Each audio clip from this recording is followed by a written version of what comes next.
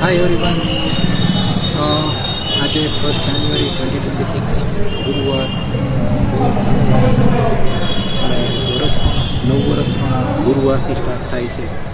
તો હોપફુલી બધા માટે સારું વર્ષ જોઈએ.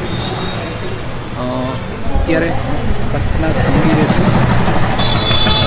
સારી એવી વાત થઈ હતી, બહુ સરસ. હમણાં જ મારા ધ્યાનમાં આવી કે ઘણા બધા આપણે મંદિરે દર્શન કરવા આવી છીએ, કે સવારે આવે છે, બપોરે આવે છે, કે વોટેવર એમની રીતે અનુકૂળતા. તો આપણે છે બધા ભગવાન પાસે કંઈક ને કંઈક માગતા જ કે મારે પૈસા જોઈએ છે, મારે આવી ઓફિસ કરવી છે, કે મારે કોઈ આવી સરસ ગાડી લીધી તો મારે પણ એવી ગાડી લેવી છે, બીજું વોટેવર. પણ એક છે ને સરસ વાર્તા આજે મારા ધ્યાનમાં આવી, તો હું શેર કરું છું.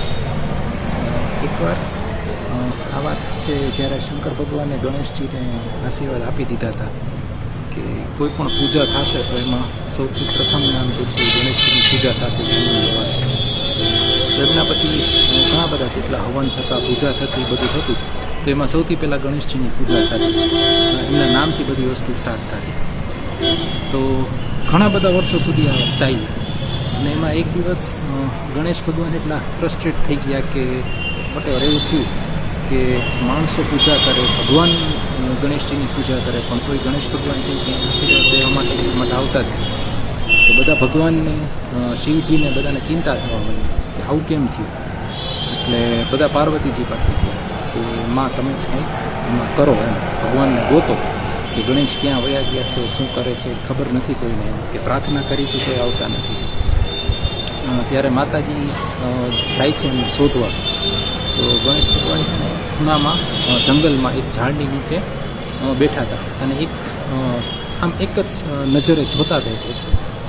એટલે મા પાર્વતીએ ત્યાં જઈને જોયું તો ત્યાં એવું હતું કે કીડીઓનું મોટું આપણું દર જેવું હતું. એમાં કીડી પોતાનાથી જે વજન ઉપાડી શકે એટલું વજન ઉપાડીને એના દરમાં કે એના ઘરમાં લઈ જતા હતા, બધી કીડી જે હતી. તો એમાંથી ભગવાનને એક વિચાર એવો આવ્યો કે પછી માતાજીએ એમને પૂછ્યું કે તું અહીંયા શું કરે છે. એટલે ગણેશજીએ એવું કીધું કે બધા છે ને મારી પાસે કાંઈક ને કાંઈક માગ જ કરે છે, કે ઘણા વસ્તુ માગે છે, આ માગે છે, તે માગે છે, પૈસા માગે છે. એવું કોઈ નથી માગતું કે અત્યારે જે હું પ્રોબ્લેમમાં છું તો એનું સોલ્યુશન શું છે, એની એવી મને શક્તિ આપો, કે મને વિચારવાની એવી ક્ષમતા આપો કે મારી પાસે જે અત્યારે પ્રોબ્લેમ આવી છે એનું હું સોલ્યુશન કાઢી શકું. તો આ બધી વસ્તુથી કંટાળીને એ જતા રહ્યા. ઇન બિટવીન ત્યાંથી જ કોઈ એક ભાઈ પસાર થતા હશે, એ ત્યાં બેસી ગયા ઝાડવા પાસે, અને આમ નિરાશ એકદમ લાગતા હતા. તો માતાજીએ કીધું કે આમને શું પ્રોબ્લેમ હશે, કે શું હશે એ જાણીએ. એટલે ગણેશ ભગવાન એમની પાસે ગયા, એમને કીધું કે શું થયું છે તમને. તો પેલા ભાઈએ બધી વસ્તુ જણાવી કે આવું થયું છે, આવું થયું છે. તો એણે કીધું કે તું ભગવાન પાસે માગ ને, કે તારો પ્રોબ્લેમનું સોલ્યુશન છે એ આપી દેશે તમને. તો કે ના, મારે પ્રોબ્લેમનું સોલ્યુશન નથી જોતું, જે આ પ્રોબ્લેમ જેના માટે મારી પાસે આવી છે એને શું થઈ શકે, કે એવું હું શું વિચારી શકું, કે એવી ક્ષમતા મારામાં શું છે કે આ પ્રોબ્લેમ હું જાતે જ સોલ્વ કરી શકું. મારે એવી પ્રાર્થના કરવી છે. તો આ સાંભળીને ભગવાનને બહુ આનંદ થયો, અને રાજી પણ થયા, અને એમને એ ક્ષમતા પણ આપી, કે આશીર્વાદ પણ આપ્યા કે કોઈ પણ માણસ છે ને જ્યારે પ્રોબ્લેમ આવે છે ને તો સાથે એનું સોલ્યુશન પણ હોય છે.